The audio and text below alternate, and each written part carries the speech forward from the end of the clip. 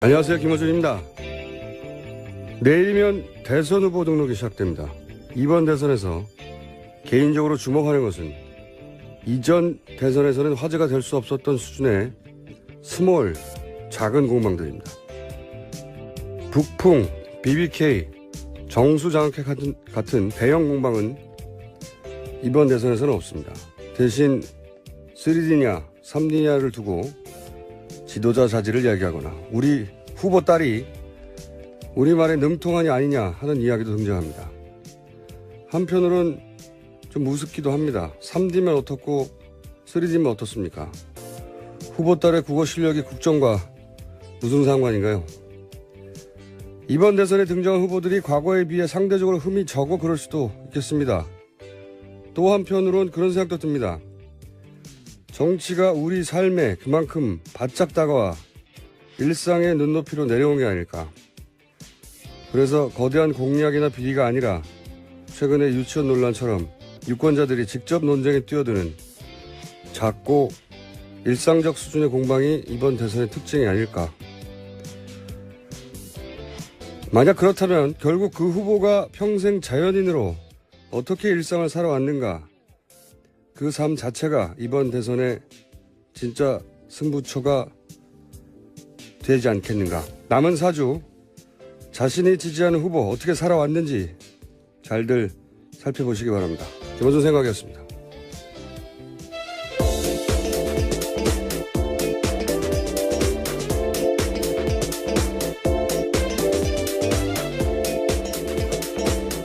시사인의 김은지입니다. 자, 오늘은 이제 한 주가 또 지나갔군요. 예. 저희는 그냥 또 한 번에 한 주인데, 대선 후보들은 이제 내일하고 모레 등록이죠. 예. 후보 등록을 하고 나면 이제 인쇄가 들어가기 때문에. 네, 공식 선거 운동 합니다. 예. 그리고 포스터 볼 수 있고요. 예, 인쇄가 들어가서 지금부터는 단일화니 사퇴니 하는 게 훨씬 더 어려워집니다. 이미 인쇄가 되기 때문에. 그래서 지금 기준으로 보자면 지금 형성된 오자 구도로 끝까지 갈 가능성이 상당히 높아졌어요. 네, 각자 후보들은 끝까지 뛴다 이렇게 주장하고 있습니다. 그거는 원래 하는 말들인데 실제로 그럴 가능성이 대단히 높아졌다. 예. 별다른 변수가 있기가 쉽지 않습니다. 이제 극적인 아주 드라마틱한 상황이 나오지 않는 한. 그래서 오자, 지금은 양자고도 여론조사하고 3자고도 여론조사하고 4자 여론조사하고 오자도 하잖아요. 가상 대결로 예. 하고 있죠.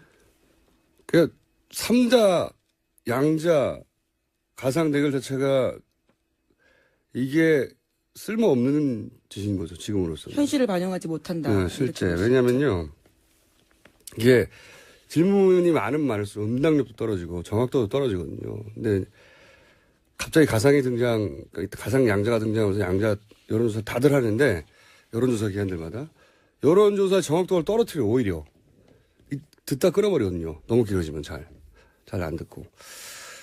이제는 오자, 그리고 가상이라고 하면 4자 정도 하는 게 여론조사가 오히려 정확도를 높일 수 있는 길인 것 같고, 생각해보시면 4자도 안 되고 있는데 3자도 하고 3자도 안 되고 있는데 양자를 하고 하는 거는 가상을 하는 거예요. 사실 의미 없는 여론조사인데 최근 한 3주간 그렇게 진행됐죠. 자, 뉴스 짚어봅시다. 네, TV토론 이야기는 이따 다시 전해드리고요. 서울중앙지검 형사 7부와 첨단범죄수사 1부가 어제 고용태 씨에 대해서 구속영장 청구했습니다. 그래서 오늘 영장실질심사가 열릴 것으로 보입니다. 어제도 기온이 이상하다고 했는데 고용태 씨를 체포하고 구속영장 치고 체포한 것은 거꾸로 도망갈까 봐 그런 게 아니라 자기 발로 검찰에 나올까 봐 체포해버린 거예요.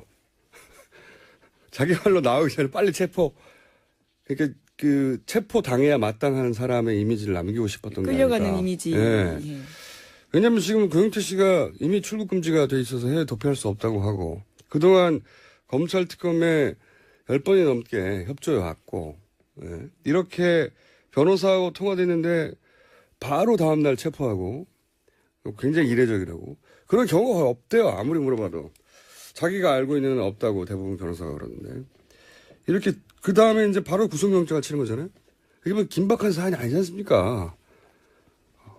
더구나 지금 현 시점이 대선 후보가 등록되는 시점인데 그래서 하필 이 시점에 고용태 구속이 필요한 측이 있는가? 라는 관점에서 이 사안을 자꾸 보게 되는 거죠. 그런 의구심을 당연히 불러일으킬 시점에 검찰의 저는 액션이라고 보는데 그러면 그 관점에서 누가 정치적 이득을 볼 수 있나 생각해 보면 당연히 박근혜 최순실 사태로 이제 지금 보수 진영은 기울어진 운동장에 싸운다고 하잖아요. 예. 그 관점에서 그쪽에 반가운 뉴스죠. 네. 결과적으로 그렇다는 겁니다. 네, 결과적으로. 계속해서 고용태 씨에 대해서는 문제 제기하면서 고용태가 기획했다 이런 이야기를 그렇죠. 하고 있었으니까요. 최근에는 박근혜 대통령의 구속은 3년 전에 이미 기획된 음모라는 식의 이야기들이 이제 친박 사이트나 이런 데서 나오고 있거든요. 엄청 큰 기획입니다. 그러면 3년이나 기획해야 3년 기획. 예. 3년 기획했고 거기에 뭐 바른정당의 정치인들도 좀 등장하고 이름이. 박근혜 대통령은 사실은 음모가 있다는 식으로 그 정유재 TV에서 얘기하신 적이 예, 계속해서 한 이야기죠. 예. 예.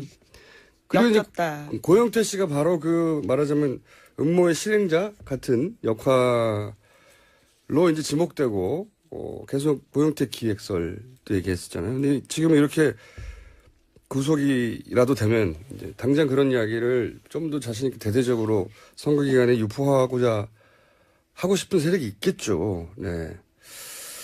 저는 그쪽에서는 뭐라도 해야 되는 상황이니까 그런 설이라도 막 유포해야 하는 절박함은 이해가 가는데 제가 굉장히 의아한 것은 검찰 내부에서 지금 사실상 권력을 잃고 몰락하고 있는 그 친박 세력과 손잡아야 할 이유가 뭘까?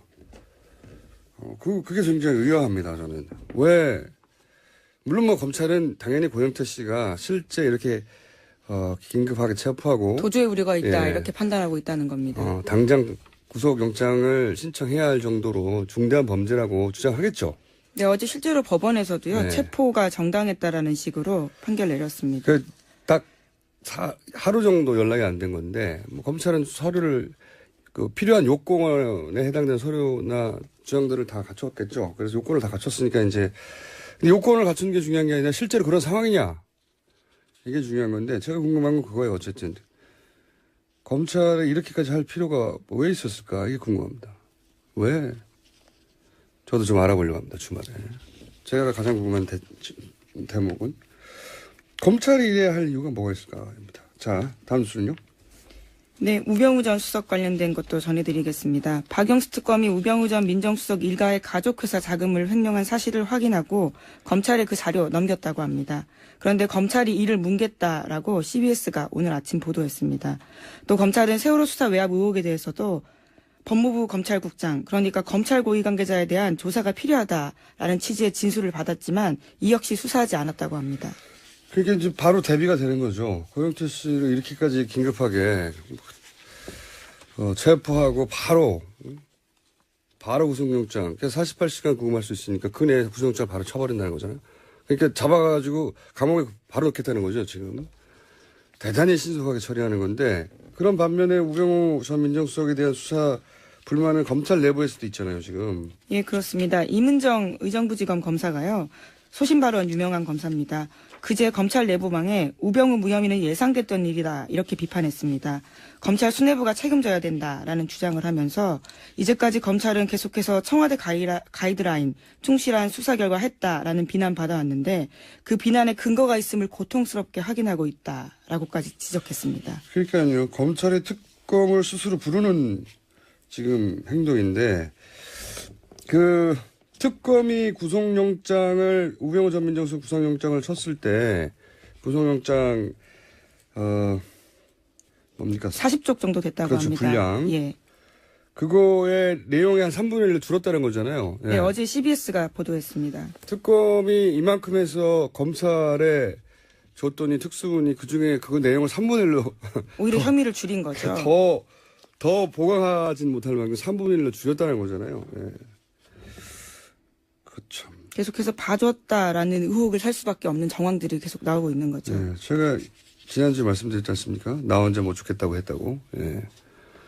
그게 먹혔다고 생각하더라도 그래도 겉으로 이렇게 비슷하게 맞출 줄 알았는데 3분의 1을 줄였다고 하고. 예. 이런 정황들 때문에 검찰 개혁에 대한 요구와 목소리가 더 높아지게 됐습니다. 그게 제가 이상하다는 겁니다. 검찰이 바보가 아니고 이런 액션을 취하고 나면 틀림없이 후폭풍이 바로 대선이잖아요. 있을 텐데 왜 이랬을까?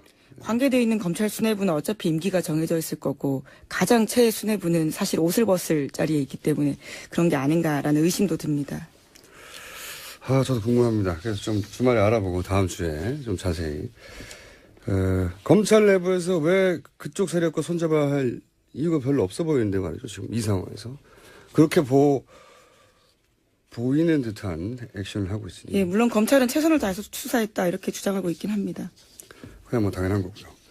자, 이 문제는 다음 주에 좀 더 짚어보려 하고. 자, 어제 첫 토론회가 열렸죠. 밤에. 예, 첫 TV 토론 열렸습니다. 저희가 라이브로 다 못 보고 새벽에 다시 보기까지 해서 보고 왔습니다. 상당히 흥미로운 토론회였어요. 우선 SBS는 칭찬을 좀 받아야 될 것 같아요. 저는. 왜냐하면 5명이나 되는 후보들이라 과연 이 많은 사람들이 자기 얘기를 할 때 이게 이제 기억에 남는 게 있겠는가. 근데 형식이 돋보였어요. 스탠딩. 그것도 그렇지만 그 많은 사람이 서로를 향해서 이제 공방을 할 때 뒤죽박죽돼서 정신이 없단 말이죠, 당연히. 근데 토론의 형식을 잘 정했다. 그 점에 있어서 일단 박수를 보내고. 자, 내용 관련해서 언론 보도가 많이 쏟아졌죠?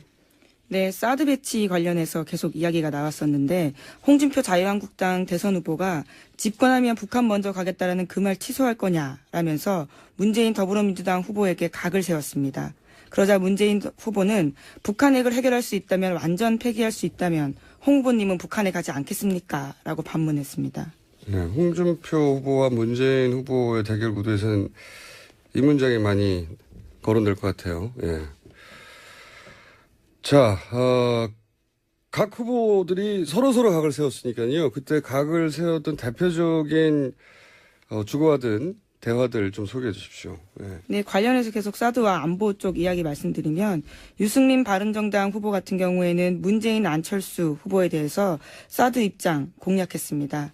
특히 안철수 후보에 대해서는 보수표 얻기 위해서 정략 아니냐라고 물어보자 안철수 후보가 사드에 대해서도 상황이 바뀌면 거기에 따라 대응이 바뀌는 건 당연하지 않냐라고 답했습니다. 유승민 안철수 후보도 요 지점에서 뭐 다른 것도 있지만 대표적으로 각을 세웠고요. 또 다른 분들과 이게 소개 계속 해주세요. 각각 후보들이 어떤 대표적인 대립각에 섰었는지. 예, 그리고 문재인 안철수 후보 가장 대립각 크게 세웠다고 볼 수 있는데요. 적폐연대 논쟁했습니다. 안 후보가 저는 적폐 세력의 지지를 받는다고 비판했는데 그건 국민에 대한 모독이다. 저를 지지하는 국민들을 적폐라고 했다. 이렇게 따지자요. 문 후보는 국민이 무슨 죄가 있느냐. 적폐 세력은 박근혜 정부이고 거기에 함께했던 구여권 정당들이다. 이렇게 답했습니다.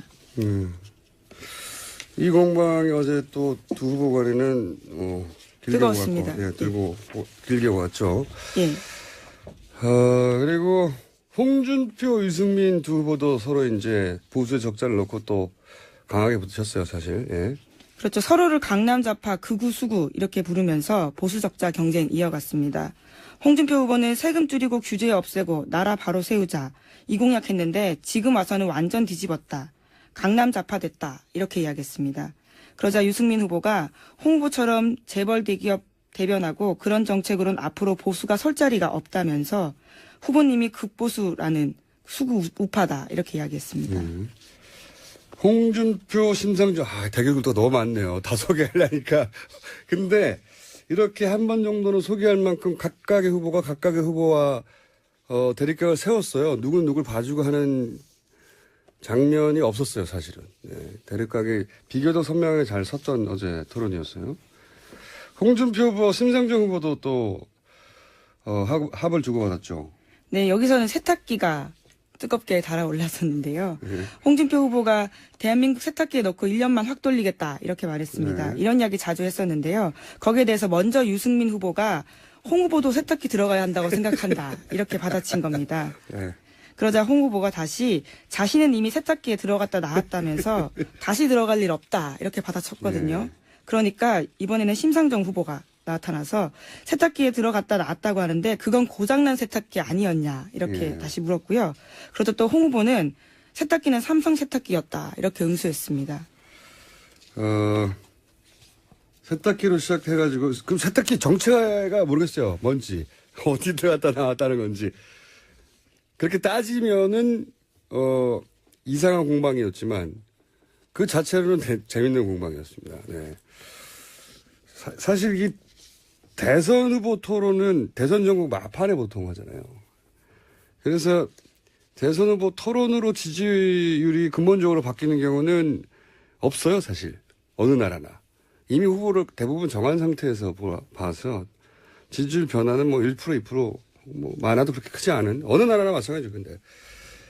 근데 워낙 이번에는 급하게 진행된 대선이라서 아직 각 후보가, 자기 지지자들의 결속력이 탄탄하지 않은 상태, 예전에 비해서. 그런 상태에서 대선 후보가 토론회가 시작됐단 말이죠. 그래서 어제 같은 토론회는 지지율을 확 끌어들이지는 못해도 자기 지지자 아직 완전히 결속하지 못한 자기 지지자 결속을 떨어뜨리는 토론은 될 수 있어요. 그러니까 확 못 올라가도 좀 떨어질 수는 있어요. 제가 보기엔. 마음을 아직 정하지 못한 사람들. 네. 예. 왜냐하면 대선 후보 토론이 대선 후보 다 정한 다음에 보통 시작되는데 이번에는 긴박하게 진행되다 보니까. 근데 그 관점에서 보자면 제가 보기에 어제 토론회의 가장 수혜자는 제가 개인적인 사적으로 보기에 유승민 후보를 발견한 진도층이 있었을 것이다. 예. 토론을 전반적으로 잘했다가 다만 그게 이제 사표 심리를 유승민 후보가 지금 사표 심리에 안 될 거 아닌가. 후보는 괜찮은데 여기에 지지율이 굉장히 낮은 편인데 그 사표 심리를 뛰어넘을 정도가 되겠느냐. 유승민 후보에게 남긴 과제겠죠. 예. 적어도 아까운 보수 후보다 이런 이미지는 충분히 남길 수 있을 것 같아요. 토론회 몇 번 거치고 나면. 나머지 후보들은 최소 자기 지지층에게 각자 기본 어필은 했다고 저는 생각이 드는데, 이제 그 토론에 오갔던 여러 가지 이제 말들 가지고 우리 후보가 더 논리적으로 앞섰어. 이런 이야기를 할 수 있고 하는 분들도 있겠지만 실제 논리적으로 이기는 건 생각만큼 중요하지가 않아요. 예. 생각해 보시면 우리가 가족하고 얘기할 때 심지어 가장 가까운 가족하고 친구하고 얘기할 때도 상대방의 논리에 설득돼가지고 졌다 합니까? 안 한단 말이죠. 절대. 남편이나 와이프한테 아무리 상대방이 또 올바른 말을 한다고 우리가 지나요? 하물며 정치적으로 완전히 다른 입장을 가지고 지지하는 사람들이 갈리는 상황에서 그런 말에 쉽게 설득이 안 됩니다. 옳은 말을 해도. 그보다 훨씬 더 강력한 거는 특히 지지 후보에 대한 이제 충성도가 약하거나 아직 결정하지 못한 사람한테는 그걸 비언어적 고문이 결실나가죠. 좀 그렇단 말로 넌버블 영어로 말이 아니다. 넌버블 비슷한 말인 것 같은데요. 비언어적. 예. 네. 그러니까 뭐 외모나 뭐 자세, 뭐 시선, 말투, 뭐 제스처 이런 거에 영향을 받아요. TV 매체는 특히나 감성 매체라서 훨씬. 우리가 일상 중에서도 저 사람 말을 믿을까 말까, 저 사람 믿을 만한 사람이 아니냐는 그 사람이 청산유수로 하는 말을 가지고 판단하지 않고 실제로도 그 사람의 눈빛이 어땠다느니, 말하는 걸 보니 오히려 더듬거려서 또 신뢰가 갔다느니, 손 제스처가 어떻다니, 나하고 눈을 안 마주쳐. 이런 게 훨씬 영향을 많이 미쳐요, 실제. 여러 연구 결과도. 그래서 말이야 누가 못해. 이게 괜히 나온 말이 아니거든요. 그런 관점에서 이 다음 토론회에서 이 비언어적 요인을 가장 가다듬고 다시 두 번째 토론회에 임해야 할 것 같은 후보는 제가 보기에는 안철수 후보예요.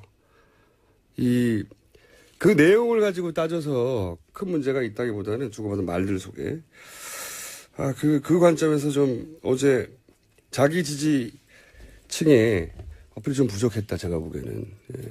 좀 선명한 입장을 가지고 비언어적 태도에 대해서도 이야기 나왔던 거는 심상정 정의당 후보 같은 경우에도 선명하고 확실한 입장을 보였기 때문에 또 잘했다라는 평가가 있는 것 같습니다. 그러니까 그거는 이제 기자들이 그런 평가하잖아요. 누구의 말이 옳다, 뭐 토론이 좋다. 기자들 말 들을 필요 없고요. 토론 내용으로 이겼다로 승부는 하지 않아요. 실제로는 그거 가지고 부부들, 친구들도 승부가 안 나는 겁니다, 원래. 근데 그거보다 훨씬 더 중요한 게 눈을 맞췄어, 안 맞췄어. 저 사람 왜 이렇게 발을 떨어? 뭐, 표정이 왜 이렇게 얼굴색이 변하네? 이런 게 훨씬 더 영향을 미친다는 거죠. 그 부분에 집중해서 보강을 해야 할 필요가 있다, 후보들이. 더 얘기하면 또 한계가 있겠죠? 개인적인 사견입니다.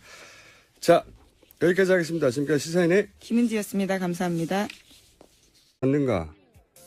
그 삶 자체가 이번 대선에 진짜 승부처가 되지 않겠는가? 남은 4주 자신이 지지하는 후보 어떻게 살아왔는지 잘들 살펴보시기 바랍니다. 김어준 생각이었습니다.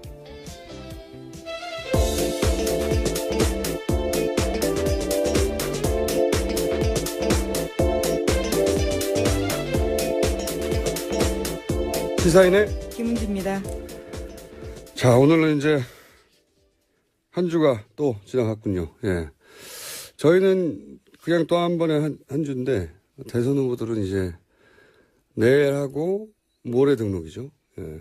후보 등록을 하고 나면 이제 인쇄가 들어가기 때문에. 네, 공식 선거운동 합니다. 예. 그리고 포스터 볼 수 있고요. 예, 인쇄가 들어가서 지금부터는 단일화니 사퇴니 하는 게 훨씬 더 어려워집니다. 이미 인쇄가 되기 때문에.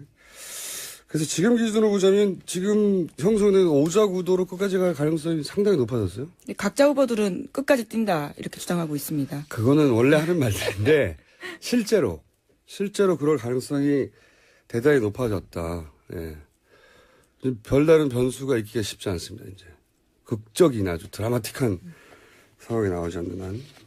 그래서 오자 지금은 양자고도 여론조사하고 삼자고도 여론조사하고 사자 여론조사하고 오자도 하잖아요. 가상 대결로 예. 하고 있죠. 그 삼자, 양자, 가상 대결 자체가 이게 쓸모없는 짓인 거죠. 지금으로서는. 현실을 반영하지 못한다. 네, 실제. 왜냐면요. 이게 질문이 많을수록 응답력도 떨어지고 정확도도 떨어지거든요. 근데 갑자기 가상 양자가 등장하면서 양자 여론조사 다들 하는데 여론조사 기관들마다 여론조사 정확도를 떨어뜨려 오히려 듣다 끊어버리거든요. 너무 길어지면 잘 안 듣고.